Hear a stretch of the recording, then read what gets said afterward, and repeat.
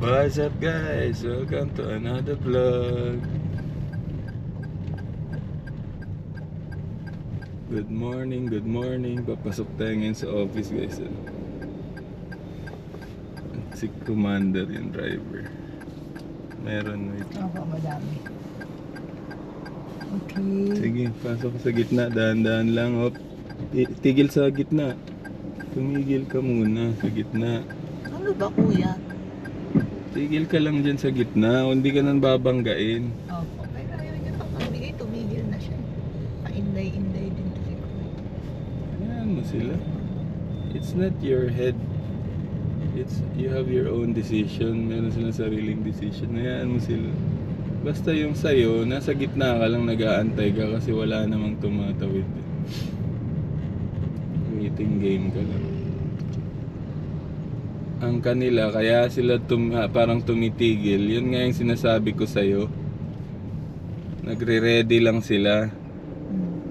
Yan yung hindi mo ginagawa eh. Nang magre-ready ka, baka itawid mo yung kotse, at least ready sila magpreno. Yan yung sinasabi ko sa'yo, di ba? Akala mo lang joke lang yung turo ko sa'yo yung ganun. Di ba sila, nakita mo na? That's a basic example na nagre-ready sila sa brakes nila. Hindi sila tumitigil, pero naka-ready sa brakes. Ganon din doon sa crossing lagi mong ginagawa. Sa crossing, nagbe-brake ka na ng todo, nag-full stop ka. Yung parang pag biglang may tumatawid. Pero ang totoo niyan, ano lang yun eh. Pag aggressive ka, pwede ka kasi nga naka-go ka na eh. I mean, accelerate na yung mo sasakyan. Hindi mo na kayang i-full stop kumbaga. So pag bibigyan ka naman nun, ganon din kung sila yung nauuna. Tapos nakita mo sila, di ipo-full stop mo rin yung sarili. At least ready ka.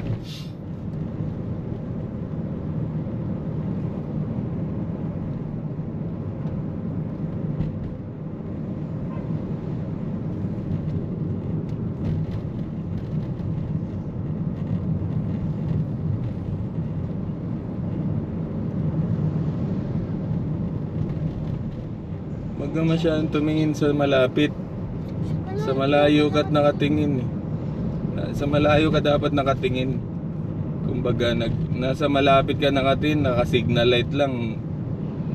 Parang gusto mo nang lumiko yung driver eh. Sa malayo ang tinginhan para makailag kapag lumiko sila or makapreno kapag lumiko na sila. Sobrang lapit lang ng tingin mo eh.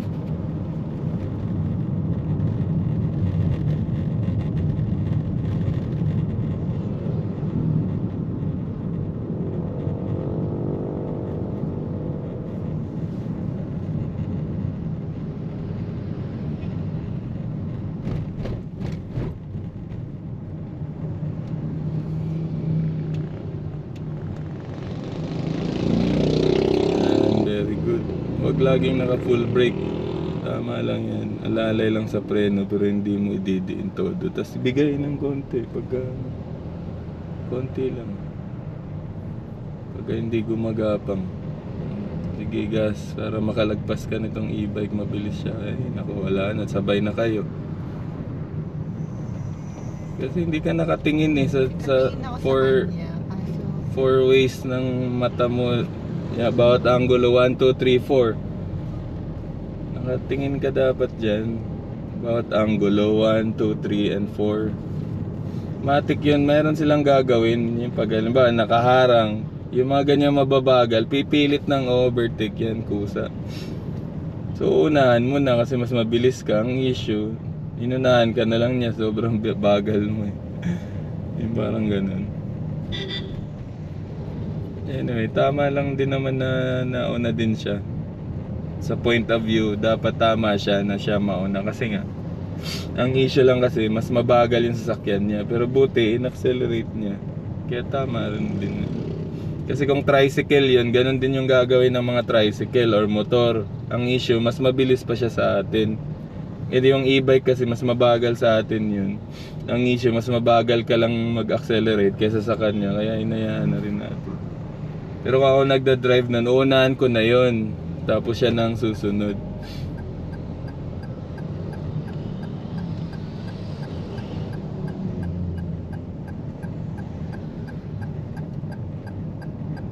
Ito kahapon maganda naman liko ko dito eh. Tuwid na tuwid doon sa paglikong ganun. Ikaw ba't parang lagi kang alanganin dito lumiko?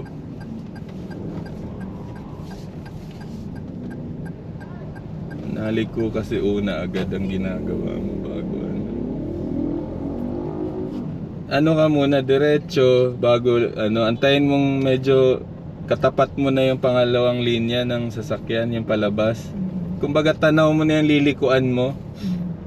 Antayin mo muna na maluwag, okay. Baliin ko ng baliin hanggang lumiko, tapos bitawan ko na rin pag nakaliko na. Huwag ka agad na umaandar ka na, paliko ka na. Di kakain ka talaga ng linya dito sa gilid mo kasi ang kotse, di ba nakabox yun? Tatagilid agad siya. So nakatagilid siya paangat doon. Di ba? Nakabox kang ganun. Lumiko ka na, nakaganto ka na oh. Nakaganyan na yung andar mo.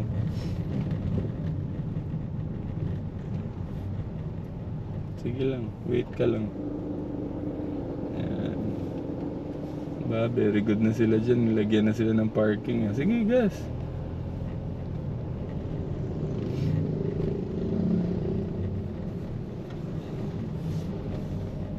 May leak yata. Okay, wala. Okay, tingin sa malayo. Huwag kang tumingin dyan sa lililikuan mo. Tingin ka na dito agad sa unahan. Ba, dyan, pagliko mo, parang memorizein mo na lang yung galaw mo. Tingin ka na sa malayo, huwag ka dyan sa kalsada. Memorizein mo na lang tong kamay at paa na galaw mo. Nakatingin ka na sa next na step ng kalsada para kasi ang nangyari niyan, diba acceleration, nakapreno ka o di wala nang problema kasi preno na yung naapakan mo, tingin ka na lang, mata na lang yung gagalaw, everything is good na kasi nakaapa ka na sa brakes eh. Brake, slowly nagagalaw, memorizein ko na lang yung movement ng kamay ko, tingin na lang ako doon sa unahan, ganun kasi nakaapak ka na dyan sa preno eh. Kung mahuhuli ka man, at least preno yung naapakan mo, hindi gas, di ba? Sige na, dahan-dahan. Sige, paliko itong tricycle, dahan-dahan lang.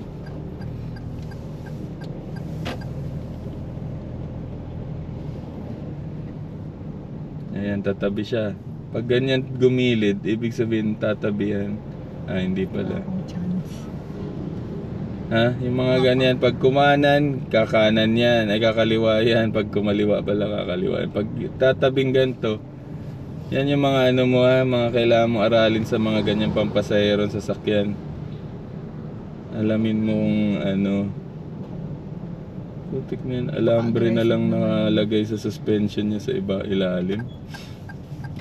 Welded dapat yan. Saan? Yung sidecar niya. Nakatakot nga yan eh. Hindi pa niya pina-welding, isang madali lang yan. Relax ka pag may pag may ganyang aggressive sa likod, bigyan mo, saka ka sumunod kung gusto mo rin aggressive ka. Ganun ang technique dyan. Diskarte ba? Okay, mas aggressive yung likod, preno ng konti, pa-overtake natin. Gas ka naman pag makalagpas na siya.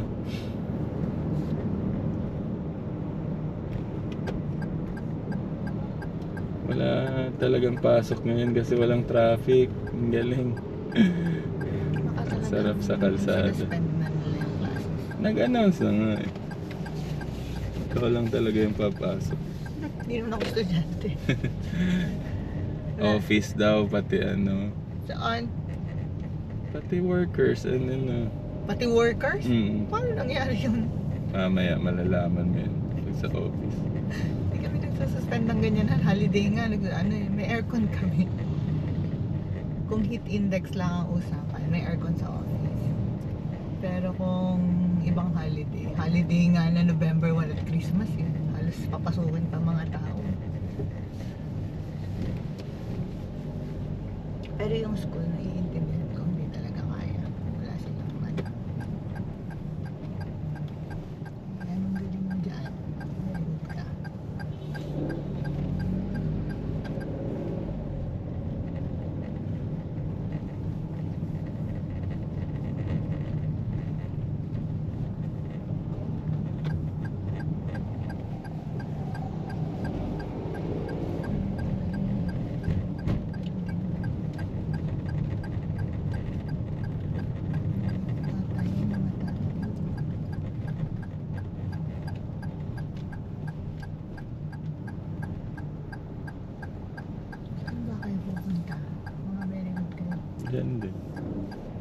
Saan tayo pupunta? Sige. Sige na. Mauna ka na. Layo pa ng isa. Hindi ka pa sasabihang sige. Mag-aantay ka pa sana eh. Hindi naman. Gawa-gawaan ka. Ganyan ka eh. Lagi kang nag-aantay ng 30 seconds bago ka kumilos eh. Kaya walang flow. Walang flow. Walang fluid. Walang rhythm. Walang timing na nangyayari. Nag-aantay ka pa kasi matraffic bago ka umandar. Mali yun. Umandar ka muna bago ka mag-traffic.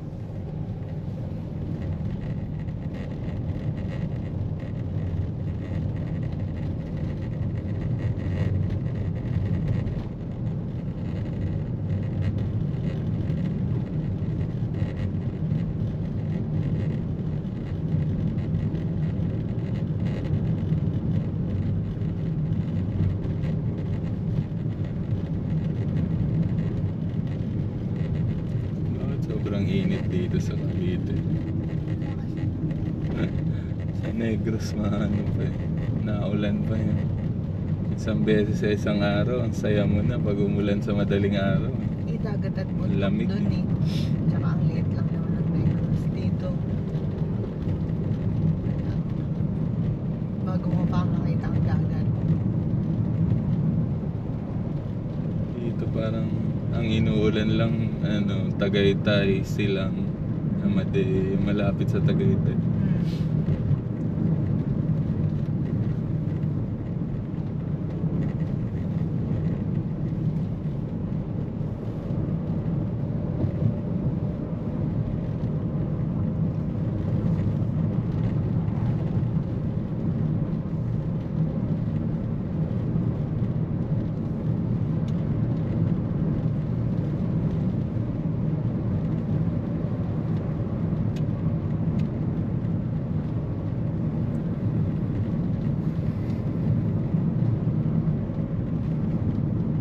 Kaya pag umuulan dito talagang galit na galit yung ulan eh. Baha agad eh. Yung buhos talaga yung ulan kasi nagtitimpi lang siya, hindi inuulan eh.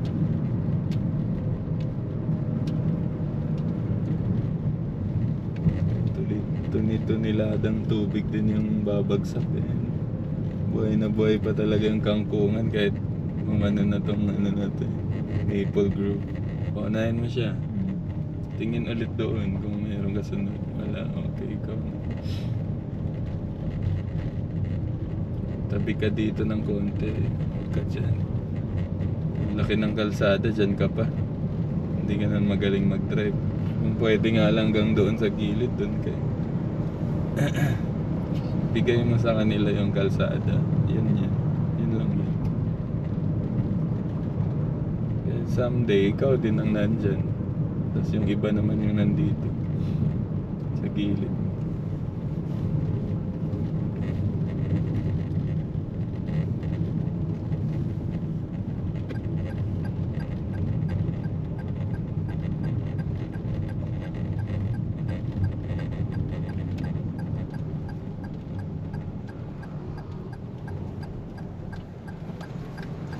Okay.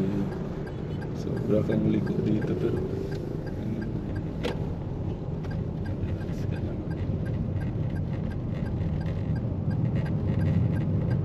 titigil sa unahan na yun, may tumawid. Kaya huwag mo muna accelerate todo.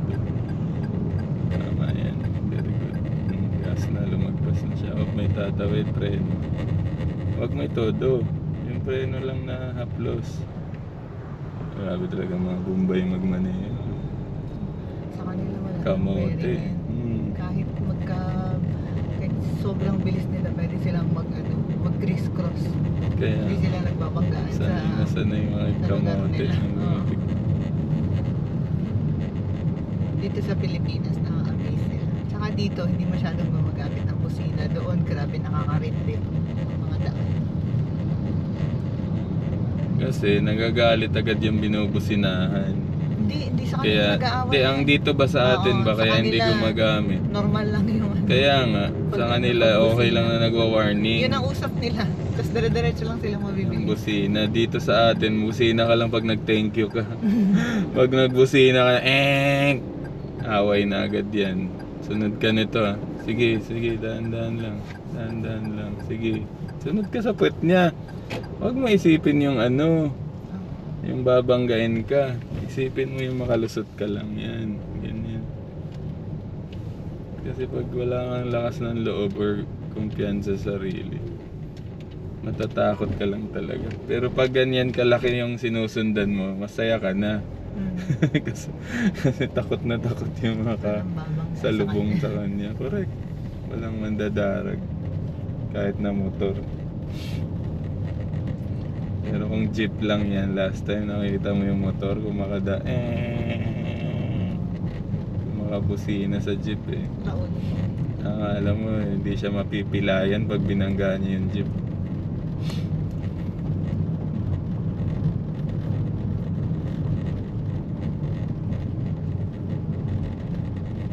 Buti kung mga minor lang yung matatamo sa'yo. Kung mga, ano na, yung end of career na, yung parang ganun. Yung lantang gulay ka na. Ay, lantang gulay, anong tawag nila dyan? Vegetative state. Kung makomatose ka, kahit naka-helmet ka, di ba? Yun yung delikado sa pag, aharurot sa ganitong mataong lugar. Doon kayo marurot sa mga expressway. Kayo lang. Walang kasamang ano.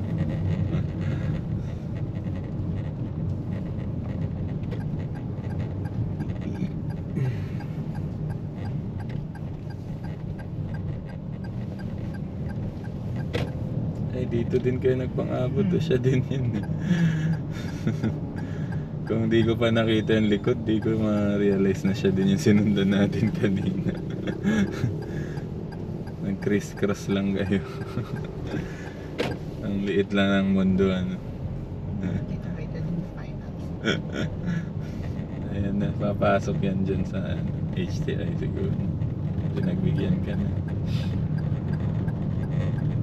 Hindi siya makapasok. Kasi nabalandra tong sirang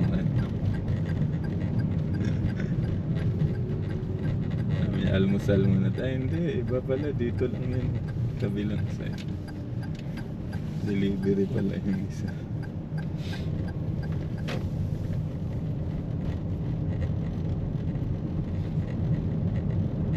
Dito na tayo guys sa EPSA Rosario, Philippine Economic Zone. PESA dapat to eh. Philippine Economic Zone Authority. So, sa government village, government village. Feeling ko village kasi nagre-rent to own yung mga dito eh. Business mga businesses. Nagre-rent yung iba. Pag-aari na ba nila yung iba? Hindi. Nagre-rent lang din siguro. So hindi ko siya basta facility to ng government.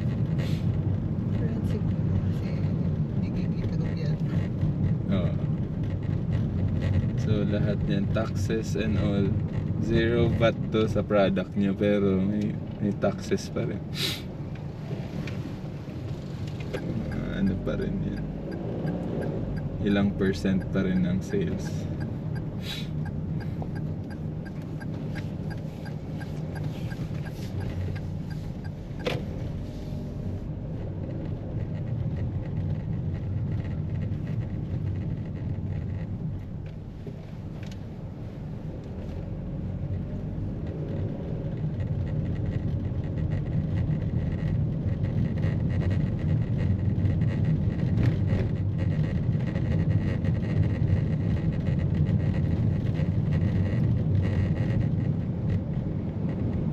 Maganda ang biyahe ngayon guys kasi walang pasok ang school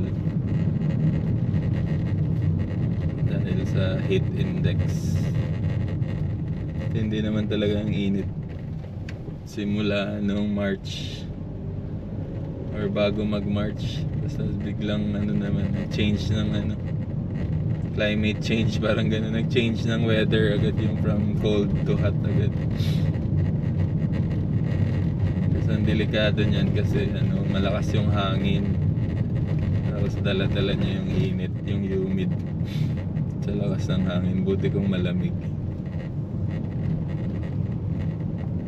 sobrang init kaya yun.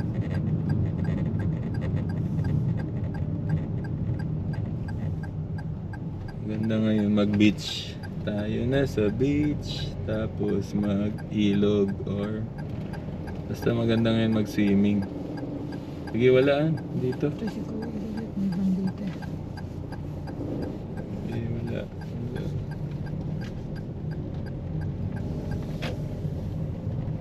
Nag-exercise lang si Kuya. Han, huwag mo kalimutan yung nakasaksak dun sa loob. Pag nalimutan ko, maalala mo naman si Kuya. Lock. Opo.